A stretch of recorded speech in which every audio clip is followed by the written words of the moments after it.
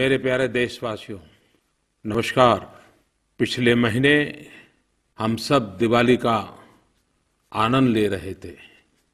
हर वर्ष की तरह इस बार दिवाली के मौके पर मैं फिर एक बार जवानों के साथ दिवाली मनाने के लिए चीन की सीमा पर, सरहद पर गया था। आईटीबीपी के जवान, सेना के जवान, उन सबके साथ हिमालय की ऊंचाइयों में दिवाली मनाई। मैं हर बार जाता हूं, लेकिन इस दिवाली का अनुभव कुछ और था।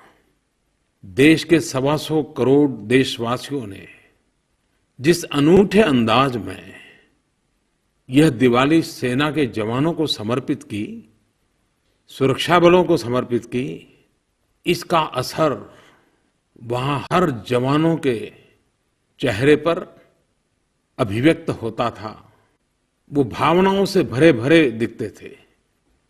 और इतना ही नहीं, देशवासियों ने जो शुभकामनाएं, संदेश भेजे, अपनी खुशियों में देश के सुरक्षा बलों को शामिल किया, एक अद्भुत रिस्पांस था। और लोगों ने सिर्फ संदेश भेजे ऐसा नहीं, मन से जुड़ गए थे। किसी ने कविता लिखी, किसी ने चित्र बनाए, किसी ने कार्टून बनाए, किसी ने वीडियो बनाए। यानी न जाने हर घर सेनानियों की जैसे चौकी बन गया था। और जब ये चिट्ठियां मैं देखता था तो मुझे भी बड़ा आश्चर्य हो रहा था कि कितनी कल्पकता है, कितनी भावनाएं भरी हैं। और उसी में से माय गॉव को विचार आया कि कुछ चुनिंदा चीजें निकाल करके उसकी एक कॉफी टेबल बुक बनाई जाए। काम चल रहा है। आप सबके योगदान से, देश के सेना के जवानों की भावनाओं को, आप सबकी कल्पकता से देश के सुरक्षा बलों के प्रति आपका जो भाव विश्व है, वह इस ग्रंथ में संकलित होगा। सेना के एक जवान ने मुझे लिखा, प्रधानमंत्री जी, हम सैनिकों के लिए होली, दिवाली, हर त्योहार सरहद पर ही होता है। हर वक्त देश की हिफाजत में डूबे रहते हैं। हाँ, फिर भी त्योहारों के समय घर की याद आ ही जाती है। लेकिन सच कहूं, इस बार ऐसा नहीं लगा। ऐसा कतई फील नहीं हुआ कि त्योहार है और मैं घर नहीं हूं। ऐसा महसूस हुआ मानो हम भी 125 करोड़ भारतवासियों के साथ दिवाली मना रहे हैं। मेरे प्यारे देशवासियों, जो एहसास इस दिवाली, इस माहौल में जो अनुभूति हमारे देश के सुरक्षा बलों के बीच, जवानों के बीच जगा है, क्या ये सिर्फ कुछ मौकों पर ही सीमित रहना चाहिए? मेरी आपसे अपील है कि हम एक समाज के रूप में, राष्ट्र के रूप में अपना स्वभाव बनाएं, हमारी प्रकृति बनाएं। कोई भी उत्सव हो, त्योहार हो, खुशी का माहौल हो, हमारे देश के सेना के जवानों को हम किसी न किसी रूप में जरूर याद करें। जब सारा राष्ट्र सेना के साथ खड़ा होता है तो सेना की ताकत 125 करोड़ गुना बढ़ जाती है। कुछ समय पहले मुझे जम्मू कश्मीर से वहां के गांव के सारे प्रधान मिलने आए थे। जम्मू कश्मीर पंचायत कॉन्फ्रेंस के ये लोग थे। कश्मीर घाटी से अलग अलग गांवों से आए थे। करीब 40-50 प्रधान थे। काफी देर तक उनसे मुझे बातें करने का अवसर मिला। वे अपने गांव के विकास की कुछ बातें लेकर के आए थे, कुछ मांगे लेकर के आए थे। लेकिन जब बात का दौर चल पड़ा तो स्वाभाविक था, घाटी के हालात, कानून व्यवस्था, बच्चों का भविष्य, ये सारी बातें निकलना बड़ा स्वाभाविक था। और इतने प्यार से, इतने खुलेपन से गांव के इन प्रधानों ने बातें की, हर चीज मेरे दिल को छूने वाली थी। बातों बातों में कश्मीर में जो स्कूलें जलाई जाती थी उसकी भी चर्चा हुई। और मैंने देखा कि जितना दुख हम देशवासियों को होता है, इन प्रधानों को भी इतनी ही पीड़ा थी और वो भी मानते थे कि स्कूल नहीं, बच्चों का भविष्य जलाया गया है। मैंने उनसे आग्रह किया था कि आप जाकर के इन बच्चों के भविष्य पर अपना ध्यान केंद्रित करें। आज मुझे खुशी हो रही है कि कश्मीर घाटी से आए हुए इन सभी प्रधानों ने मुझे जो वचन दिया था उसको भली भांति निभाया। गांव में जाकर के सब दूर लोगों को जागरूक किया। अभी कुछ दिन पहले जब बोर्ड की एग्जाम हुई तो कश्मीर के बेटे और बेटियों ने करीब 95% 95% कश्मीर के छात्र छात्राओं ने बोर्ड की परीक्षा में हिस्सा लिया। बोर्ड की परीक्षाओं में इतनी बड़ी तादाद में छात्रों का सम्मिलित होना इस बात की ओर इशारा करता है कि जम्मू कश्मीर के हमारे बच्चे उज्जवल भविष्य के लिए शिक्षा के माध्यम से विकास की नई ऊंचाइयों को पाने के लिए कृतसंकल्प है। उनके इस उत्साह के लिए मैं छात्रों को तो अभिनंदन करता हूं, लेकिन उनके माता पिता को, उनके परिजनों को, उनके शिक्षकों को और सभी ग्राम प्रधानों को भी हृदय से बहुत बहुत बधाई देता हूं। प्यारे भाइयों और बहनों, इस बार जब मैंने मन की बात के लिए लोगों के सुझाव मांगे तो मैं कह सकता हूं एक तरफा ही सबके सुझाव आए। सब कहते थे कि 500 और 1000 वाली नोटों पर और विस्तार से बातें करें। वैसे 8 नवंबर रात 8 बजे राष्ट्र के नाम संबोधन करते हुए देश में सुधार लाने के एक महाअभियान का आरंभ करने की मैंने चर्चा की थी। जिस समय मैंने ये निर्णय किया था, आपके सामने प्रस्तुत रखा था, तब भी मैंने सबके सामने कहा था कि निर्णय सामान्य नहीं है, कठिनाइयों से भरा हुआ है, लेकिन निर्णय जितना महत्वपूर्ण है उतना ही उस निर्णय को लागू करना है। और मुझे ये भी अंदाज था कि हमारे सामान्य जीवन में अनेक प्रकार की नई नई कठिनाइयों को सामना करना पड़ेगा। और तब भी मैंने कहा था कि निर्णय इतना बड़ा है, इसके प्रभाव में से बाहर निकलने में 50 दिन तो लग ही जाएंगे और तब जाकर के नॉर्मल अवस्था की ओर हम कदम बढ़ा पाएंगे। 70 साल से जिस बीमारियों को हम झेल रहे हैं, उस बीमारियों से मुक्ति का अभियान सरल नहीं हो सकता है। आपकी कठिनाइयों को मैं भली भांति समझ सकता हूं, लेकिन जब मैं आपका समर्थन देखता हूं, आपका सहयोग देखता हूं, आपको भ्रमित करने के लिए ढेर सारे प्रयास चल रहे हैं, उसके बावजूद भी कभी-कभी मन को विचलित करने वाली घटनाएं सामने आते हुए भी आपने सच्चाई के इस मार्ग को भली भांति समझा है, देश हित की इस बात को भली भांति आपने स्वीकार किया है। 500 और 1000 के नोट और इतना बड़ा देश, इतनी करेंसियों की भरमार, अरबों खरबों नोटे और ये निर्णय पूरा विश्व बहुत बारीकाई से देख रहा है।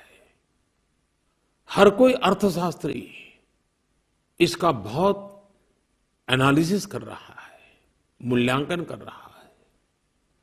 पूरा विश्व इस बात को देख रहा है कि हिंदुस्तान के 125 करोड़ देशवासी कठिनाइयां झेल करके भी सफलता प्राप्त करेंगे क्या? विश्व के मन में शायद प्रश्न चिन्ह हो सकता है। भारत को, भारत के 125 करोड़ देशवासियों के प्रति सिर्फ श्रद्धा ही श्रद्धा है, विश्वास ही विश्वास है कि 125 करोड़ देशवासी संकल्प पूर्ण करके ही रहेंगे और हमारा देश सोने की तरह हर प्रकार से तप करके, निखर करके निकलेगा। और उसका कारण इस देश का नागरिक है, उसका कारण आप है। इस सफलता का मार्ग भी आपके कारण ही संभव हुआ है। पूरे देश में केंद्र सरकार, राज्य सरकार, स्थानीय स्वराज संस्थाओं की सारी इकाइयां, 1,30,000 बैंक ब्रांच, लाखों बैंक कर्मचारी, 1.5 लाख से ज्यादा पोस्ट ऑफिस, 1 लाख से ज्यादा बैंक मित्र दिन रात इस काम में जुटे हुए हैं, समर्पित भाव से जुटे हुए हैं। भांति भांति के तनाव के बीच ये सभी लोग बहुत ही शांत चित्त रूप से इसे देश सेवा का एक यज्ञ मान करके, एक महान परिवर्तन का प्रयास मान करके कार्यरत है। सुबह शुरू करते हैं, रात कब पूरा होगा पता तक नहीं रहता है, लेकिन सब कर रहे हैं। और उसी का कारण है कि भारत इसमें सफल होगा, ये स्पष्ट दिखाई दे आ रहा है। और मैंने देखा है कि इतनी कठिनाई के बीच बैंक के, पोस्ट ऑफिस के सभी लोग काम कर रहे हैं। और जब मानवता के मुद्दे की बात आ जाए तो वो 2 कदम आगे दिखाई देते हैं। किसी ने मुझे कहा कि खंडवा में एक बुजुर्ग इंसान को एक्सीडेंट हो गया, अचानक पैसों की जरूरत पड़ गई।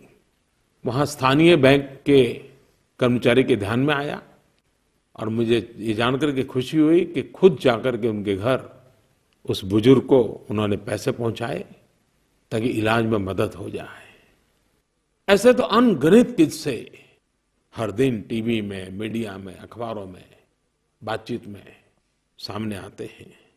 इस महायज्ञ के अंदर परिश्रम करने वाले, पुरुषार्थ करने वाले इन सभी साथियों का भी मैं हृदय से धन्यवाद करता हूं। शक्ति की पहचान तो तब होती है जब कसौटी से पार उतरते हैं।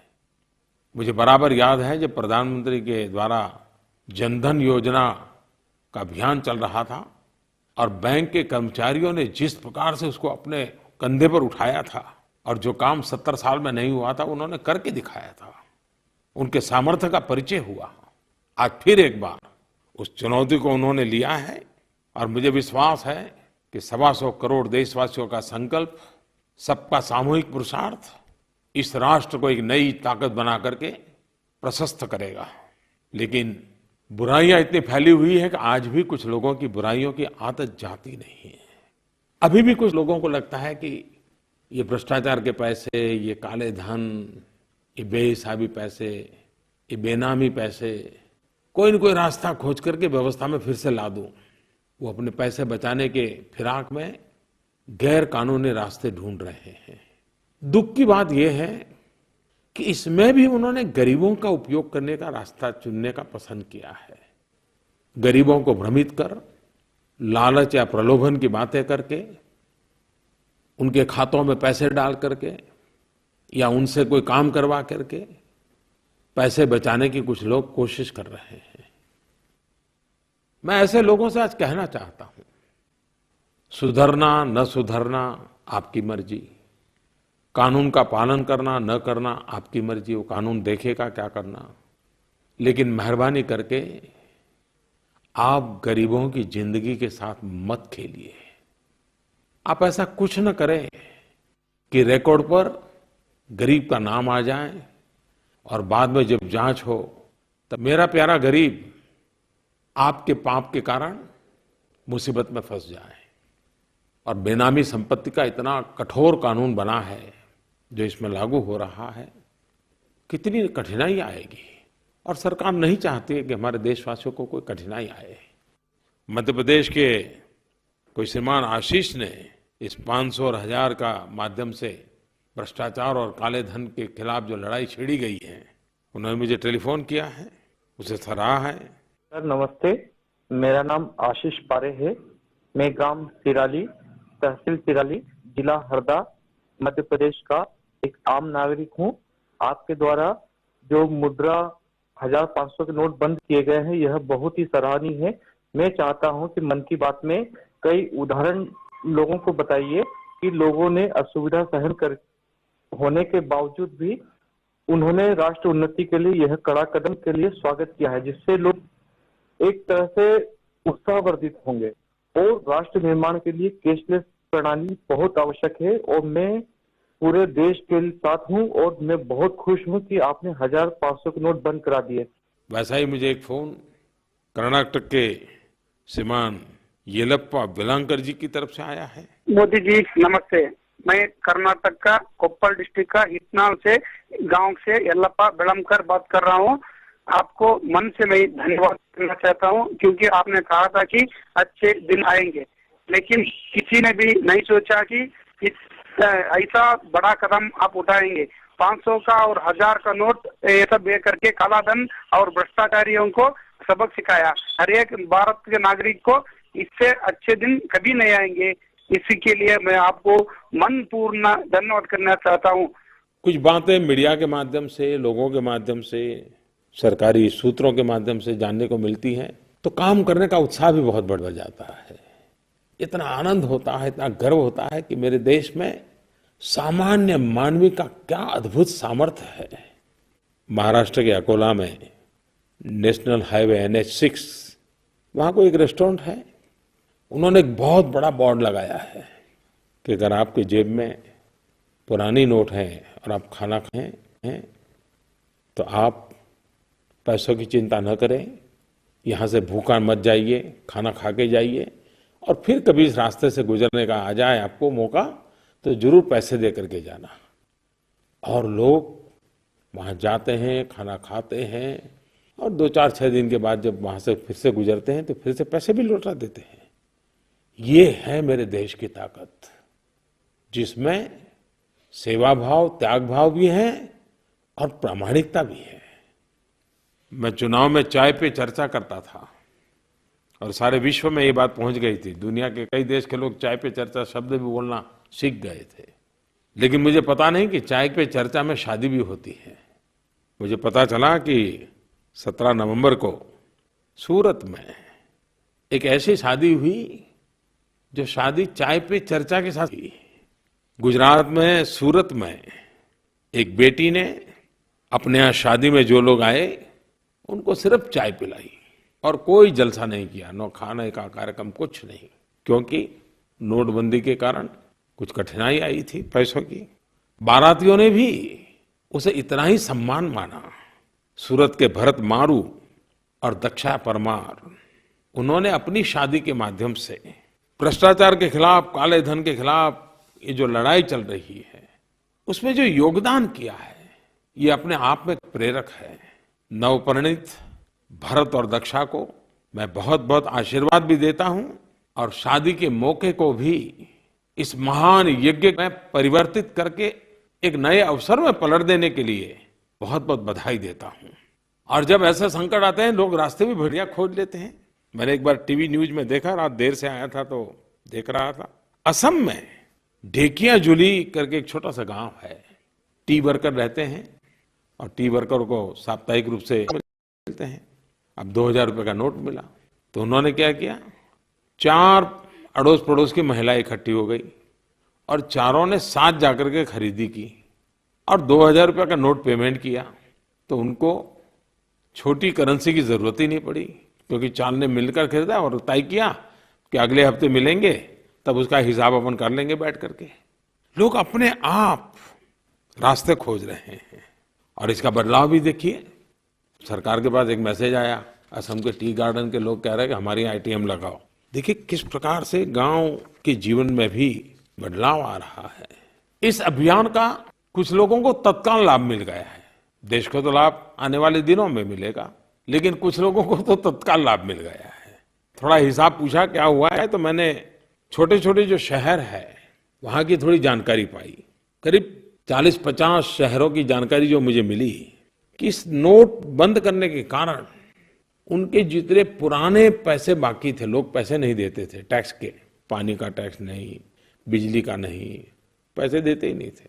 और आप भली भांति जानते हैं गरीब लोग 2 दिन पहले जाकर के पाई पाई चुकता करने की आदत रखते हैं।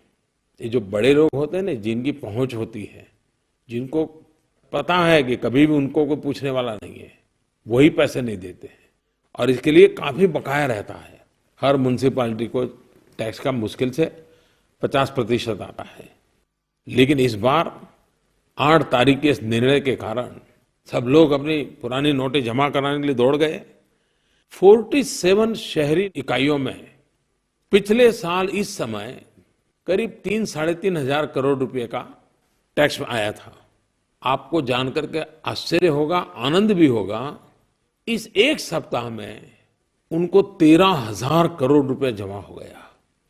कहां 3-3.5 हजार और कहां 13,000, और वो भी सामने से आकर के। अब उन म्युनिसिपैलिटियों में 4 गुना ये पैसा आ गया तो स्वाभाविक है गरीब बस्तियों में गटर की व्यवस्था होगी, पानी की व्यवस्था होगी, आंगनवाड़ी की व्यवस्था होगी। ऐसे तो कई उदाहरण मिल रहे हैं कि जिसमें इसका सीधा सीधा लाभ भी नजर आने लगा है। भाइयों बहनों, हमारा गांव, हमारा किसान, ये हमारे देश की अर्थव्यवस्था की एक मजबूत धुरी है। एक तरफ अर्थव्यवस्था के इस नए बदलाव के कारण कठिनाइयों के बीच हर कोई नागरिक अपने आप को एडजस्ट कर रहा है, लेकिन मैं मेरे देश के किसानों का आज विशेष रूप से अभिनंदन करना चाहता हूं। अभी मैं इस फसल की बुआई के आंकड़े ले रहा था, मुझे खुशी हुई, चाहे गेहूं हो, चाहे दलहन हो, चाहे तिलहन हो। नवंबर की 20 तारीख तक का मेरे पास हिसाब था, पिछले वर्ष की तुलना में काफी मात्रा में बुआई बढ़ी है। कठिनाइयों के बीच भी किसान ने रास्ते खोजे हैं। सरकार ने भी कई महत्वपूर्ण निर्णय किए हैं जिसमें किसानों को और गांव को प्राथमिकता दी है। उसके बाद भी कठिनाइयां तो है, लेकिन मुझे विश्वास है कि जो किसान हमारी हर कठिनाइयां, प्राकृतिक कठिनाइयां हो, उसको झेलते हुए भी हमेशा डट करके खड़ा रहता है। इस समय भी वो डट करके खड़ा है। हमारे देश के छोटे व्यापारी, वे रोजगार भी देते हैं, आर्थिक गतिविधि भी बढ़ाते हैं। पिछले बजट में हमने एक महत्वपूर्ण निर्णय किया था, बड़े बड़े मॉल की तरह गांव के छोटे छोटे दुकानदार भी अब 24 घंटा अपना व्यापार कर सकते हैं, कोई कानून उनको रोकेगा नहीं। क्योंकि मेरा मत था, बड़े बड़े मॉल को 24 घंटे मिलते हैं तो गांव के गरीब दुकानदार को क्यों नहीं मिलना चाहिए। मुद्रा योजना से उनको लोन देने की दिशा में काफी इनिशिएटिव लिए, लाखों करोड़ों रुपए मुद्रा योजना से ऐसे छोटे छोटे लोगों को दिए, क्योंकि ये छोटा कारोबार करोड़ों की तादाद में लोग करते हैं और अरबों खरबों रुपयों के व्यापार को गति देते हैं। लेकिन इस निर्णय के कारण उनको भी कठिनाई होना स्वाभाविक था। लेकिन मैंने देखा है कि अब तो हमारे इन छोटे छोटे व्यापारी भी टेक्नोलॉजी के माध्यम से, मोबाइल ऐप के माध्यम से, मोबाइल बैंक के माध्यम से, क्रेडिट कार्ड के माध्यम से अपने अपने तरीके से ग्राहकों की सेवा कर रहे हैं, विश्वास के आधार पर भी कर रहे हैं। और मैं अपने छोटे व्यापारी भाइयों बहनों से कहना चाहता हूं कि मौका है, आप भी डिजिटल दुनिया में प्रवेश कर लीजिए। आप भी अपने मोबाइल फोन पर बैंकों की ऐप डाउनलोड कर दीजिए। आप भी क्रेडिट कार्ड के लिए पॉश मशीन रख लीजिए। आप भी बिना नोट कैसे व्यापार हो सकता है सीख लीजिए। आप देखिए, बड़े बड़े मॉल टेक्नोलॉजी के माध्यम से अपने व्यापार को जिस प्रकार से बढ़ाते हैं, एक छोटा व्यापारी भी ये सामान्य यूजर फ्रेंडली टेक्नोलॉजी से अपना व्यापार बढ़ा सकता है। बिगड़ने का तो सवाल ही नहीं उठता है, बढ़ाने का अवसर। मैं आपको निमंत्रण देता हूं कि कैशलेस सोसाइटी बनाने में आप बहुत बड़ा योगदान दे सकते हैं। आप अपने व्यापार को बढ़ाने में मोबाइल फोन पर पूरा बैंकिंग व्यवस्था खड़ी कर सकते हैं। और आज नोटों के सिवाय अनेक रास्ते हैं जिससे हम कारोबार चला सकते हैं। टेक्नोलॉजिकल रास्ते हैं, सेफ है, सिक्योर है और त्वरित है।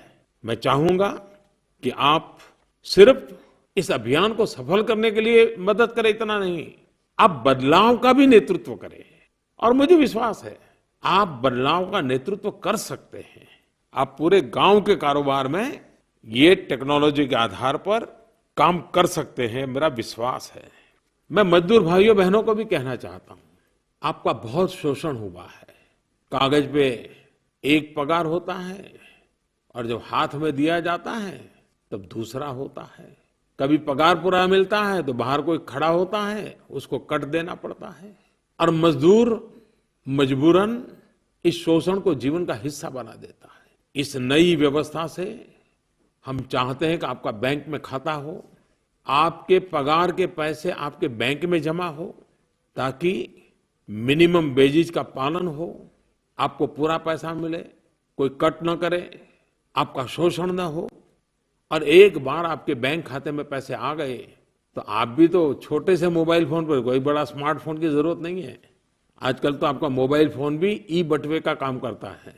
आप उसी मोबाइल फोन से अड़ोस पड़ोस की छोटी मोटी दुकान में जो भी खरीदना है खरीद भी सकते हैं, उसी से पैसे भी दे सकते हैं। इसलिए मैं मजदूर भाइयों बहनों को इस योजना में भागीदार बनने के लिए विशेष आग्रह करता हूं, क्योंकि आखिरकार इतना बड़ा मैंने निर्णय देश के गरीब के लिए, किसान के लिए, मजदूर के लिए, वंचित के लिए, पीड़ित के लिए लिया है। उसका बेनिफिट उसको मिलना चाहिए। आज मैं विशेष रूप से युवक मित्रों से बात करना चाहता हूं। हम दुनिया में गाजे बाजे के साथ कहते हैं कि भारत ऐसा देश है कि जिसके पास 65% जनसंख्या 35 साल से कम उम्र की है। आप मेरे देश के युवा और युवतियां, मैं जानता हूं मेरा निर्णय तो आपको पसंद आया है। मैं ये भी जानता हूं कि आप इस निर्णय का समर्थन करते हैं। मैं ये भी जानता हूं कि आप इस बात को सकारात्मक रूप से आगे बढ़ाने के लिए बहुत योगदान भी करते हैं। लेकिन दोस्तों, आप मेरे सच्चे सिपाही हो, आप मेरे सच्चे साथी हो। मां भारती की सेवा करने का एक अद्भुत मौका हमारे सामने आया है। देश को आर्थिक ऊंचाइयों पर ले जाने का अवसर आया है। मेरे नौजवानों, आप मेरी मदद कर सकते हो क्या? मुझे साथ दोगे इतने से बात बनने वाली नहीं है। जितना आज की दुनिया का अनुभव आपको है, पुरानी पीढ़ी को नहीं है। हो सकता है आपके परिवार में बड़े भाई साहब को भी मालूम नहीं होगा और माता पिता, चाचा चाची, मामा मामी को भी शायद मालूम नहीं होगा। आप ऐप क्या होती है वो जानते हो, ऑनलाइन बैंकिंग क्या होता है जानते हो, ऑनलाइन टिकट बुकिंग कैसे होता है आप जानते हो।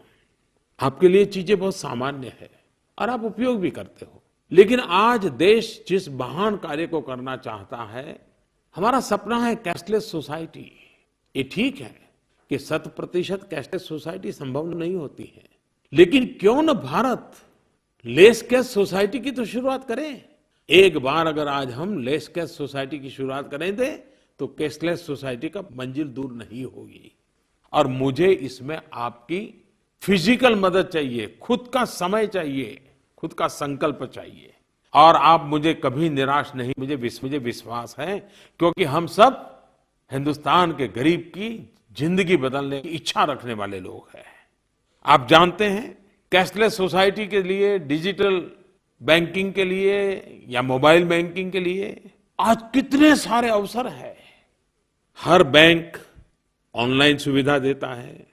हिंदुस्तान की हर एक बैंक की अपनी मोबाइल ऐप है। हर बैंक का अपना वॉलेट है। वॉलेट का सीधा सीधा मतलब है ई बटुआ। कई तरह के कार्ड उपलब्ध हैं।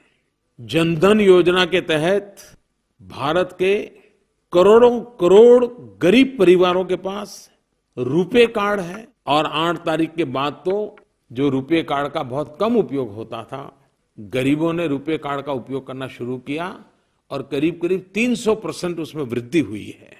जैसे मोबाइल फोन में प्रीपेड कार्ड आता है, वैसा बैंकों में भी पैसा खर्च करने के लिए प्रीपेड कार्ड मिलता है। एक बढ़िया प्लेटफॉर्म है कारोबार करने के लिए यूपीआई, जिससे आप खरीदी भी कर सकते हैं, पैसे भी भेज सकते हैं, पैसे ले भी सकते हैं। और ये काम इतना सिंपल है जितना कि आप व्हाट्सएप भेजते हैं। कुछ भी न पढ़ा लिखा व्यक्ति होगा, उसको भी आज व्हाट्सएप कैसे भेजना आता है, फॉरवर्ड कैसे करना आता है। इतना ही नहीं, टेक्नोलॉजी इतनी सरल होती जा रही है कि इस काम के लिए कोई बड़े स्मार्टफोन की भी आवश्यकता नहीं है। साधारण जो फीचर फोन होता है उससे भी कैश ट्रांसफर हो सकती है। धोबी हो, सब्जी बेचने वाला हो, दूध बेचने वाला हो, अखबार बेचने वाला हो, चाय बेचने वाला हो, चने बेचने वाला हो, हर कोई इसका आराम से उपयोग कर सकता है। और मैंने भी इस व्यवस्था को और अधिक सरल बनाने के लिए और जोर दिया है। सभी बैंक इस पर लगी हुई है, कर रही हैं। और अब तो हमने ये ऑनलाइन सरचार्ज का भी खर्चा आता था, वो भी कैंसिल कर दिया। और भी इस प्रकार के कार्ड वगैरह का जो खर्चा आता है उसे आपने देखा होगा पिछले 2-4 दिन में अखबारों में, सारे खर्चे खत्म कर दिए ताकि कैशलेस सोसाइटी की मूवमेंट को बल मिले। मेरे नौजवान दोस्तों, ये सब होने के बाद भी एक पूरी पीढ़ी ऐसी है कि जो इससे अपरिचित है, और आप सभी लोग, मैं भली भांति जानता हूं, इस महान कार्य में सक्रिय है। व्हाट्सएप पर जिस प्रकार के क्रिएटिव मैसेज आप देते हैं, स्लोगन, कविताएं, किस्से, कार्टून, नई नई कल्पना, हंसी मजाक, सब कुछ मैं देख रहा हूं। और चुनौतियों के बीच ये हमारी युवा पीढ़ी की जो सर्जन शक्ति है, तो ऐसा लग रहा है जैसे ये भारत भूमि की विशेषता है कि किस जमाना में युद्ध के मैदान में गीता का जन्म हुआ था, वैसे ही आज इतने बड़े बदलाव के काल से हम गुजर रहे हैं, तब आपके अंदर भी मौलिक क्रिएटिविटी प्रकट हो रही है। लेकिन मेरे प्यारे नौजवान मित्रों, मैं फिर एक बार कहता हूं, मुझे इस काम में आपकी मदद चाहिए। जी जी जी, मैं दोबारा कहता हूं, मुझे आपकी मदद चाहिए। और आप मुझे विश्वास है, मेरे देश के करोड़ों नौजवान इस काम को करेंगे। आप एक काम कीजिए, आज से ही संकल्प लीजिए कि आप स्वयं कैशलेस सोसाइटी के लिए खुद एक हिस्सा बनेंगे। आपके मोबाइल फोन पर ऑनलाइन खर्च करने की जितनी टेक्नोलॉजी हो सब मौजूद होगी। इतना ही नहीं, हर दिन आधा घंटा, घंटा, 2 घंटा निकाल करके कम से कम 10 परिवारों को आप ये टेक्नोलॉजी क्या है, टेक्नोलॉजी का कैसे उपयोग करते हैं, कैसे अपनी बैंकों की ऐप डाउनलोड करते हैं, अपने खाते में जो पैसे पड़े हैं वो पैसे कैसे खर्च किए जा सकते हैं, कैसे दुकानदार को दिए जा सकते हैं, दुकानदार को भी सिखाइए कि कैसे व्यापार किया जा सकता है। आप स्वेच्छा से इस कैशलेस सोसाइटी, इन नोटों के चक्कर से बाहर लाने का महाअभियान, देश को भ्रष्टाचार मुक्त करने का अभियान, काला धन से मुक्ति दिलाने का अभियान, लोगों को कठिनाइयों, समस्याओं से मुक्त करने का अभियान, इसका नेतृत्व करना है आपको। एक बार लोगों को रुपये कार्ड का उपयोग कैसे हो, ये आप सिखा देंगे तो गरीब आपको आशीर्वाद देगा। सामान्य नागरिक को ये व्यवस्थाएं सिखा दोगे तो उसको तो शायद सारी चिंताओं से मुक्ति मिल जाएगी। और ये काम अगर हिंदुस्तान के सारे नौजवान लग जाएं, मैं नहीं मानता हूं ज्यादा समय लगेगा। 1 महीने के भीतर भीतर हम विश्व के अंदर एक नए आधुनिक हिंदुस्तान के रूप में खड़े हो सकते हैं। और ये काम आप अपने मोबाइल फोन के जरिए कर सकते हो। रोज 10 घरों में जाकर के कर सकते हो, रोज 10 घरों को इसमें जोड़ करके कर सकते हो। मैं आपको निमंत्रण देता हूं, आइए। सिर्फ समर्थन नहीं, हम इस परिवर्तन के सेनानी बने और परिवर्तन लेके ही रहेंगे। देश को भ्रष्टाचार और काले धन से मुक्त करने की लड़ाई को हम आगे बढ़ाएंगे। और दुनिया में बहुत देश हैं जहां के नौजवानों ने उस राष्ट्र के जीवन को बदल दिया है। और ये बात माननी पड़ेगी, जो बदलाव लाता है वो नौजवान लाता है, क्रांति करता है वो युवा करता है। केनिया, उसने बिड़ा उठाया, एम पैसा ऐसे एक मोबाइल व्यवस्था खड़ी की, टेक्नोलॉजी का उपयोग किया, एम पैसा नाम रखा। और आज करीब करीब अफ्रीका के इस इलाके में, केनिया में पूरा कारोबार इस पर शिफ्ट होने की तैयारी में आ गया है। एक बड़ी क्रांति की है इस देश ने। मेरे नौजवानों, मैं फिर एक बार बड़े आग्रह से आपको कहता हूं कि आप इस अभियान को आगे बढ़ाइए। हर school, college, university, NCC, NSS सामूहिक रूप से, व्यक्तिगत रूप से इस काम को करने के लिए मैं आपको निमंत्रण देता हूं। हम इस बात को आगे बढ़ाएं। देश की उत्तम सेवा करने का हमें अवसर मिला है, मौका गंवाना नहीं है।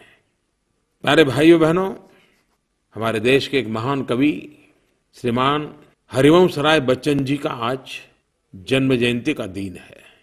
और आज हरिवंश राय जी के जन्मदिन पर श्रीमान अमिताभ बच्चन जी ने स्वच्छता अभियान के लिए एक नारा दिया है। आपने देखा होगा, इस सदी के सर्वाधिक लोकप्रिय कलाकार अमिताभ जी स्वच्छता के अभियान को बहुत जी जान से आगे बढ़ा रहे हैं। जैसे लग रहा है कि स्वच्छता का विषय उनके रग रग में फैल गया है। और तभी तो अपने पिताजी की जन्म जयंती पर भी उनको स्वच्छता का ही काम याद आया। उन्होंने लिखा है कि हरिवंश राय जी की एक कविता है और उसकी एक पंक्ति उन्होंने लिखी है, मिट्टी का तन, मस्ती का मन, क्षण भर जीवन मेरा परिचय। हरिवंश राय जी इसके माध्यम से अपना परिचय दिया करते थे। मिट्टी का तन, मस्ती का मन, क्षण भर जीवन मेरा परिचय। तो उनके सुपुत्र श्रीमान अमिताभ जी ने, जिसकी रगों में स्वच्छता का मिशन दौड़ रहा है, उन्होंने मुझे लिख करके भेजा है हरिवंश राय जी की कविता का उपयोग करते हुए, स्वच्छ तन, स्वच्छ मन, स्वच्छ भारत मेरा परिचय। मैं हरिवंश राय जी को आदरपूर्वक नमन करता हूं। श्रीमान अमिताभ जी को भी मन की बात में इस प्रकार से जुड़ने के लिए और स्वच्छता के काम को आगे बढ़ाने के लिए भी धन्यवाद करता हूं। मेरे प्यारे देशवासियों, अब तो मन की बात के माध्यम से आपके विचार, आपकी भावनाएं, आपके पत्रों के माध्यम से माईगॉव पर, नरेंद्र मोदी ऐप पर लगातार मुझे आपको जोड़ करके रखती है। अब तो 11 बजे ये मन की बात होती है, लेकिन प्रादेशिक भाषाओं में इसे पूरा करने के तुरंत बाद शुरू करने वाले हैं। मैं आकाशवाणी का आभारी हूं। ये नया उन्होंने जो इनिशिएटिव लिया है, ताकि जहां पर हिंदी भाषा प्रचलित नहीं है, वहां के भी मेरे देशवासियों को जरूर इससे जुड़ने का अवसर मिलेगा। आप सबका बहुत बहुत धन्यवाद।